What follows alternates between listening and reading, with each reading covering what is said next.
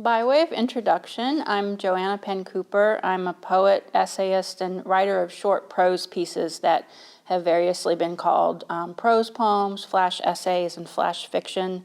So I started out writing prose and these short vignettes, as I like to call them, inspired by Sandra Cisneros' book, The House on Mango Street, which you may have read.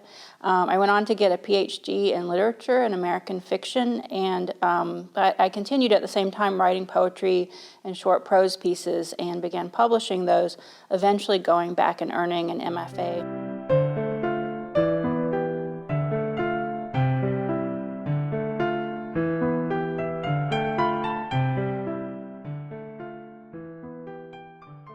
So I wanted to talk about concrete images and how they allow us to create a scene or an imagined world that readers can for a short time walk around in. And I'll give you an example of this. This is from my first book, The Itinerant Girl's Guide to Self-Hypnosis, which is these prose poem, flash essay type pieces that I was talking about. So this one's called Dear 20th Century. Dear 20th Century. As a very small child in the Nixon years, even I was tired. But there's ironic satisfaction to be found in Carole King's It's Too Late being #1 the week you were born.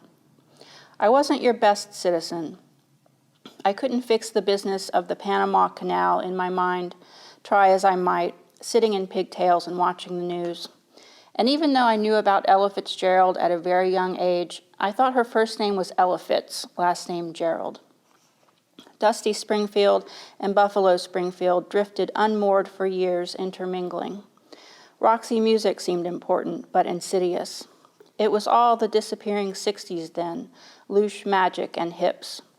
All I mean to say is I miss my canned headphones, car window handles, decaying Chevy upholstery, the smell of warm grapes and peanuts at Pope and Aries grocery store.